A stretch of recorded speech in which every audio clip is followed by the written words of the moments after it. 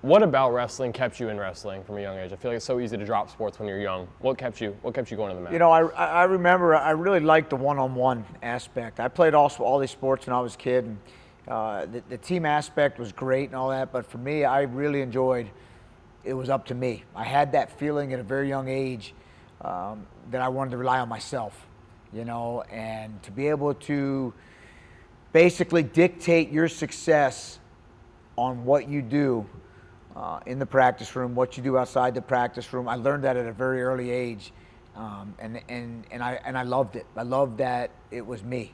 I dictated everything. You know, there were some times I played football, and you know, someone missed a tackle, right? And I'd always want to be that guy that, you know, I wanted to make that tackle, or I wanted to be there, but obviously you can't in those team sports. So wrestling for me was just a release of all the team sports, and it was just me against another body. And I really thoroughly enjoyed it. Perfect. So talk to me about high school for a second. I've heard the story of you wrestled that Iowa kid and then the Iowa State. Just talk to me about that. Talk to me about your high school recruiting. What was that like? What were coaches saying to you? What led you to Iowa State? Yeah, so what led me to Iowa State was, you know, I was just in Florida competing, and you know, back then there's no internet, there's no anything, and luckily enough I had a coach who really cared about me, and I remember he sent letters to almost every college in the country, and every summer he would be the guy that him and I would travel and take me around the country and wrestle on these big events. I never knew how big what is now called Fargo, right? We called it Junior Nationals back in the day, but that tournament really set me up. I wrestled a kid from Iowa at the Junior Nationals named Darrell Weber, and I'll never forget it. And I wound up beating him. And I had been getting letters back in the day when you got a letter from a college. It was pretty cool, right? You know, they sent it via the mail and all that. And I was excited. I had all these letters. I was getting all my visits lined up, and the letter came from Iowa State. And Jim Gibbons had sent me a letter, basically saying, you know, Darrell Weber is going to Iowa. You just beat him. We need you to come to Iowa State to beat Darrell Weber in the dual meets, so we can beat Iowa, you know, in our rival, which obviously all the wrestling fans know what a rivalry Iowa State is. So it was, to me, that letter really sold me, because it was basically saying, we need you to come win this match. And we, you know, and it was awesome. Then just getting up there and on a visit and everything clicked is really why I went there. And kind of funny, right? Ironically, Darrell Weber and I were always 2 weight classes apart, so we never even wrestled once in college. Perfect. So you get to Iowa State. Talk to me about what that first year was like for you. I feel like coming into college, there's these just conceptions that people have. What was your learning curve like? What was your humble check? Some people say. I tried to quit 100 times. I didn't get a takedown until February, I think it was, of my freshman year.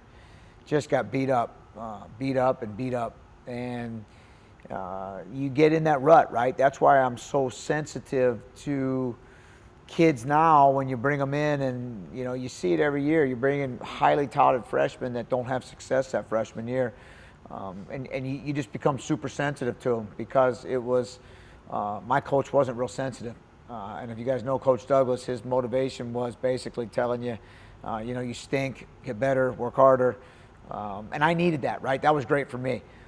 But I tried to quit. I tried to go home.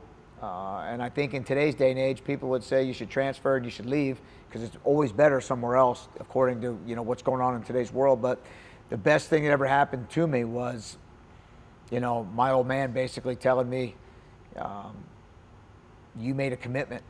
This is the definition of a commitment. Don't care if you ever win a wrestling match in your life. You committed to Iowa State University, to your coaches, to your teammates for 5 years, and you're going to go be the best teammate you could possibly be. So you better get the thoughts of quitting out of your head and figure it out. And then he always told me, whenever you put your mind to something, whatever it was, you've never failed, right? Maybe you didn't get the results you wanted, but you've never failed. So put your mind to it, go up there and be the best version of you could possibly be. And, I've taken that life lesson for you know, everything I've ever done in my life from then on. Perfect. Talk to me about that for a second, of being that teammate. I feel like, I mean, you know what that's like, right? When you take a step back and you have to be a good teammate. Your sophomore year, junior year, what was that like, changing your mindset? Yeah, well, I didn't really take it. For me, to be the best teammate was to go make that team and be a national champion. It wasn't to sit back and be a partner, you know. And luckily, we had a group of guys that were all like-minded. Nobody was taking a back seat to anybody. Nobody wanted to be the partner in the room, which in our sport is great. When you take that back seat in a wrestling room, as soon as you take that back seat, you're always going to be in that back seat. You're always going to just be a workout partner. And I didn't want to be a workout partner. You know, I'd had success in high school. I wanted to be a national champion, and I knew what I had to do it. I just had to be guided and encouraged and shown the way at the college level. My high school ways weren't going to cut it. I wasn't getting any better. So luckily, again, I had teammates, I had coaches that pushed me to, you know, being a great teammate was winning a national title for your university and for your teammates. And take me through that senior year. I mean, it's here. Just take me through what stands out to you later down the line from that senior year. Yeah, so really it starts go back to my sophomore year when I had a pretty good year. I lost a lot, but I lost a lot of, you know, kind of higher ranked guys, and I became an All-American my sophomore year. And it's kind of funny because I get the question a lot now too, where what's your career like? What's that? And after I became an All-American, everybody's like, how do you feel? How do you feel? Well, I can honestly tell you, man, I celebrated, right? My family was happy, teammates were celebrating, but there was no satisfaction for me. I didn't win the NCAA championship. Yeah, you're top, whatever I was, 5th in the country, but it was, and it's probably a fault of mine, and I try to do a better job now of enjoying the moment and being in the moment. But for me, it was like, all right, when do we get ready for University Nationals? That was the next thing, that, you know, and it was immediate. I got 2 more years, how do I get ready? Because I want to be the national champion. And then that was it. It kept going and going. In my junior year, I was able to win a national title. And I remember we got home, and I think again, University Nationals were the next weekend. And everybody's like, "You're crazy. Why are you going?" And it was, "What do you mean? I got another year of college. I want to do this thing. I want to do it right." Got back. We trained all week. Went to the University Nationals. Was lucky enough to win that. Got to go to the Pan Am Games that year, and I realized this is my life. This is where I want to be, what I want to do, and I've got to keep going and keep getting better and don't sit back on what you've already done. And you know, every single day was trying to be better than I was the day before. What would you attribute that mindset switch to? You know what, man? I try to ask myself that a lot. I study. I've been around a lot of athletes, right, as a coach, and you want every athlete to think like that, but they don't. So I've actually asked myself that question: what made me tick? What made me want to keep going, right? Normally take 6 weeks off, enjoy it. Nah, I'm not going to compete again. I'm going to wait till I'm 100%, right? I look at it and it's I think it's something that is just in the greatest competitors, right? They have, you know, everybody calls it the it factor, everybody calls it that, but I think it's just in somebody that is a competitor and somebody that wants to be the ultimate at whatever they do. They just have it. I don't care if it's business, I don't care if it's athletics. They will never rest until they achieve what they're trying to achieve, and then they're going to try to achieve more. Just take a step back and look at where you're at right now, coaching here with this coaching staff, with this group of guys. Is there anything from when you were a student athlete at Iowa State that you think back on when you coach here at Wisconsin? More so specifically on the way you were coached, how you were coached? Yeah, I mean, the way we're coaching now, it's totally different than what we did 25 years ago. Right? The game has changed, specifically in the last 2, 3, 5 years. The way you've trained, right? You've got to adapt or you die with the game. And yeah, we've been hard-headed sometimes. I've been hard-headed. I think this is the only way to do it, and it's not. There's always a different way, or there's always another way, or there's always a unique way. And I think that's been my best. If I had to evaluate myself, I would tell you that's been one of the best things I've been able to do the last 5, 6 years is adapt to the kids, adapt to what's going on in wrestling, adapt to what's going on in the landscape of college wrestling. We always go back to little things like I practiced at 3:30 my whole life until about 5 years ago when we talked to our kids and they're like, you ever thought about practicing in the morning? And hey, look, yeah, you know what? We'll give it a try. Now our workouts are at 8:30 in the morning, and it's one of the best things we've ever done. The kids love it. Academically, we're better. Socially, they're better. They get to bed earlier. Study halls are during the day. So adapting is something that's very, very,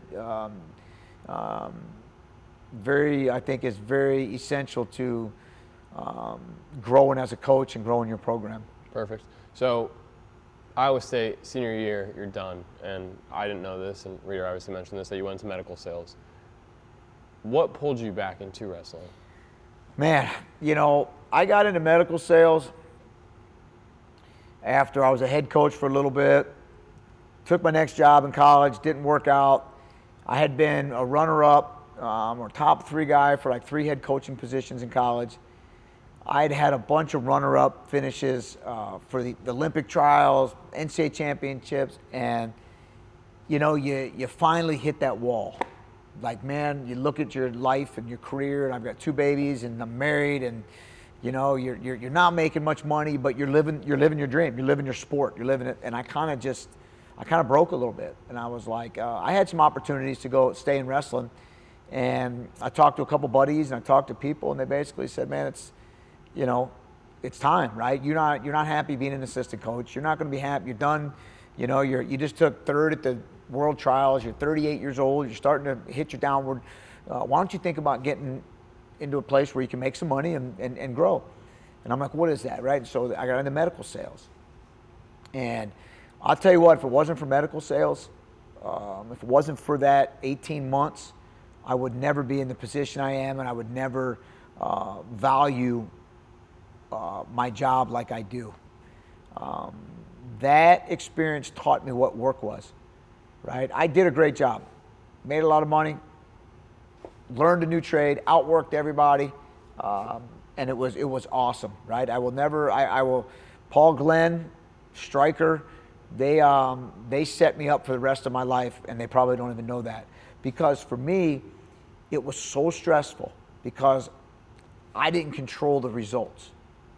I couldn't control the results. I could do my best. I could show these doctors everything, bust my butt, do this, but it was never maybe that doctor's decision. It was someone higher up.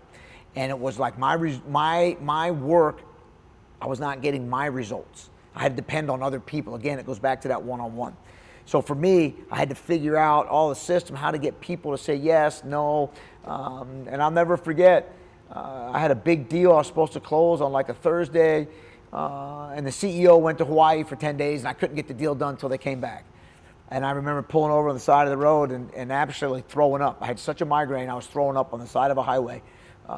And the weekend went by, right? Of course, I can't get anything done. There's nothing more I can do to get this deal done. And Sunday at 3 o'clock, I remember looking at my wife, and she's like, what are you doing, right? You've been moping all day, blah, blah, blah. I said, you know what, I'm actually depressed. I'm like, I have to go to work tomorrow. And I don't know if I'm going to be successful or not, because it all depends on one guy's signature that I might not get. And she's like, well, go get the signature. I go, well, he's on vacation. He was supposed to do it last week. He didn't do it, blah, blah, blah. And it got into just I was getting depressed on the weekends because I had to work. And but it taught me business. It taught me how to do budgets. It taught me everything about what a job is and what passion is and what, loving what you do. I loved wrestling. I loved coaching. I loved kids. When I got back into coaching, it was, you say you have a stressful day in coaching. There's not one day in coaching that's stressful until you're in the real world where you're depending on someone else to sign a check on whether your family eats that month. Talk to me about that transition from that medical sales to getting into coaching. I feel like it's like just talk to me So about again, the transition now, right? I'm in South Carolina, and I get a job at South Dakota State, and I will always be forever grateful to the people at South Dakota State because it brought me back. It's a long story how I got that job. I never should have got the job, and when I did, I will never, ever forget the first day on the job. I was on the treadmill at 3:45 in the morning because I was so excited to be back, to do something I loved. It was, and right, there was, I remember staring at the big jackrabbit on the wall in the wrestling room, running for an hour, just happy again. And it was awesome because, again, we were taking over a program there that was last in the country, right? And what was so great about it was every single day, every week, every month, we had a first in the program. First All-American, first national champion, first sellout in the arena, first top 10 recruit, and it was snowballing, right? It was results. I love results for work, right? We were putting the work in, we were doing it, the kids were putting the work in, right? And we were getting results. And it was just an absolute blessing that we were able to start at a place like South Dakota State from the ground up, as a head coach, not in the business for the last 2 years, and to build that program up to a top 12 team in the country and have national champion and All-Americans and be able to move on after that. What was that like, that being able to start from nothing and bring it to something? What was that feeling like? What did that give you that medical sales didn't? Do you know what was so great about it?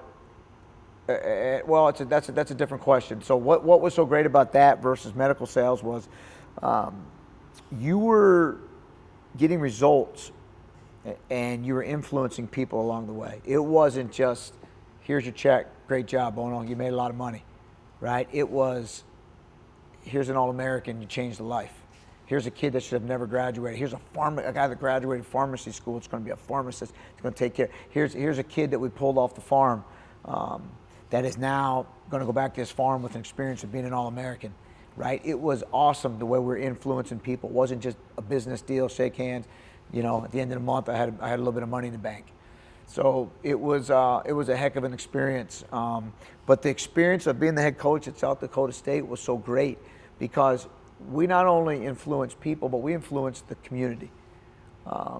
And it's one of the best communities I've ever been a part of. The way they supported me personally, my family, the way they supported our program. I've still got great friends back there I communicate with on a weekly basis. We asked them to come to a wrestling match, they would sell out the arena.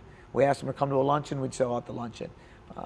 And so we loved bringing happiness, we loved bringing satisfaction, because these guys loved that university. And we were bringing, you know, smiles to their faces and support because they were big wrestling fans. They were a D2 school that had a lot of success, and they brought them to Division I, not a bunch of success, and we were able to bring that success back to those guys, and it was amazing.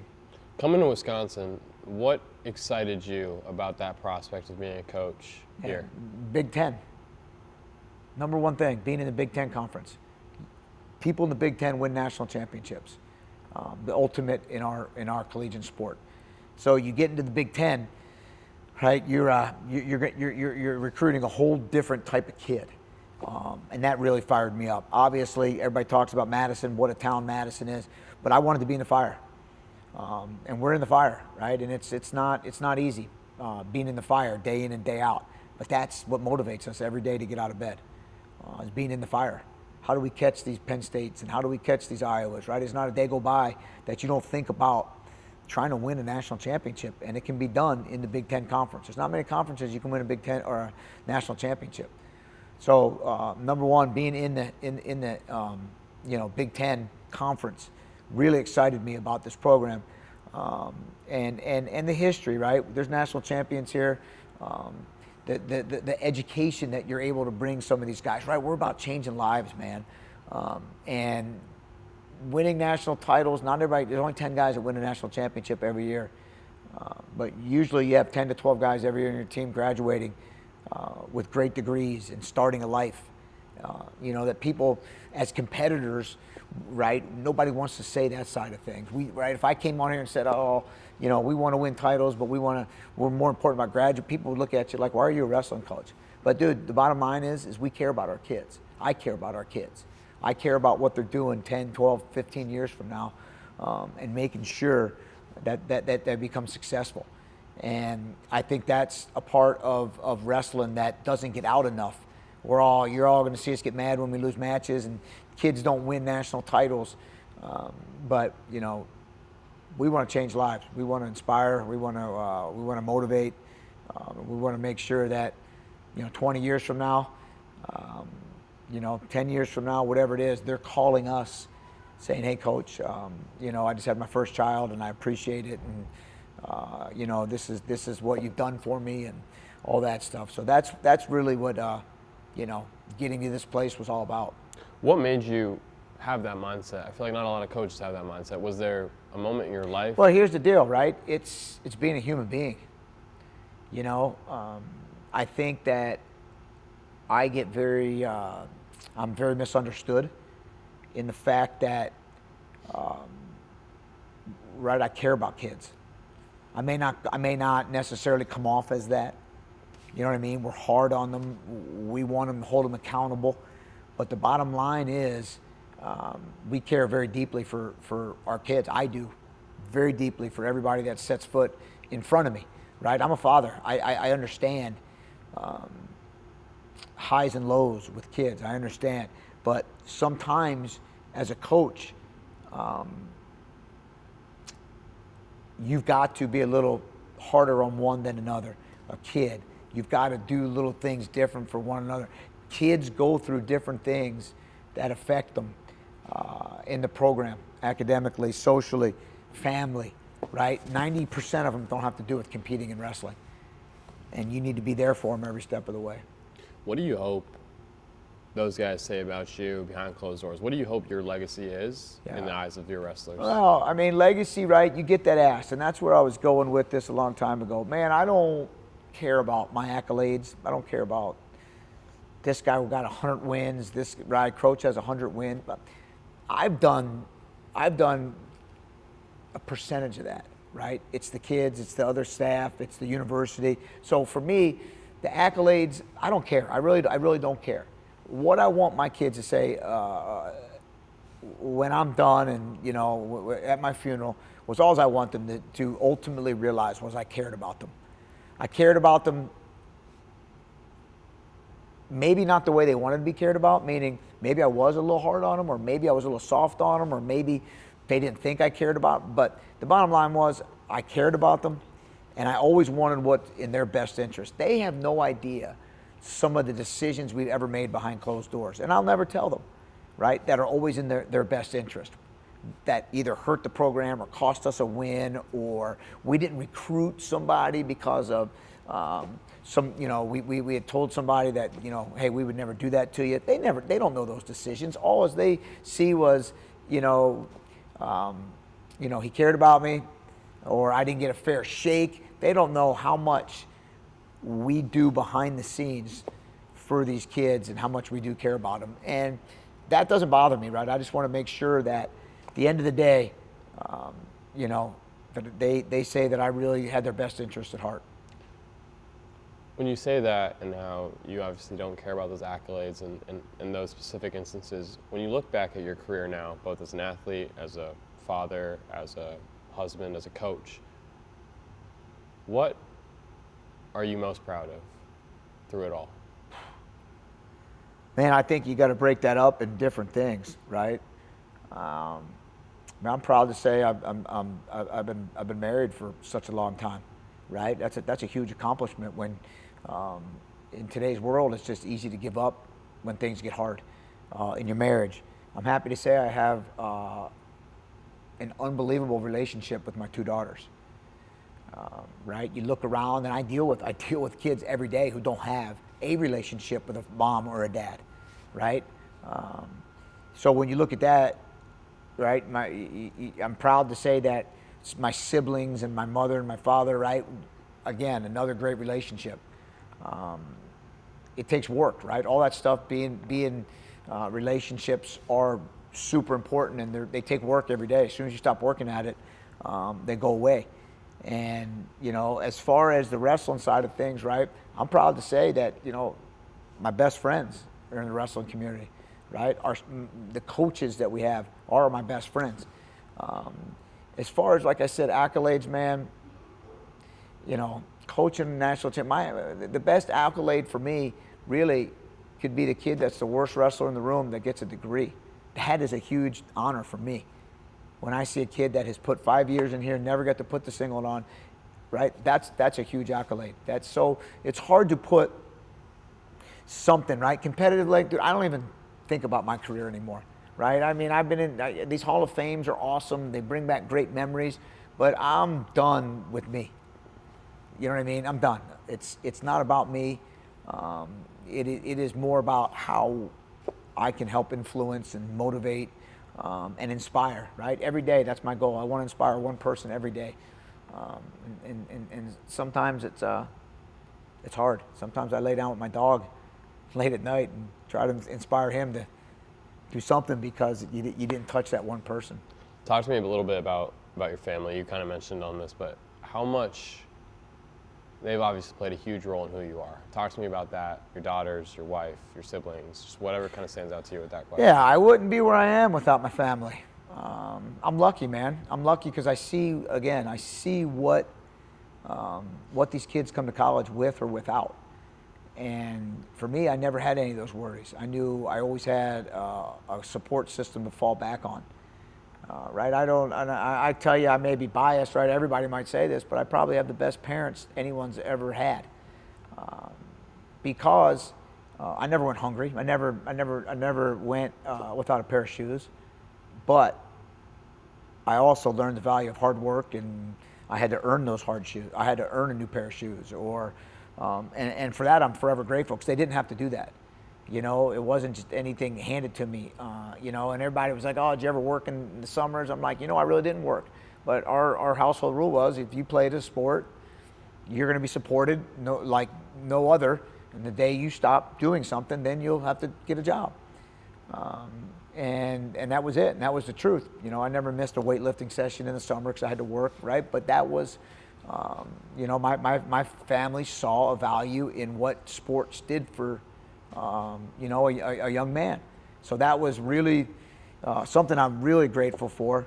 And then, right, once you get outside that, I was lucky. My wife now is my girlfriend through most of college.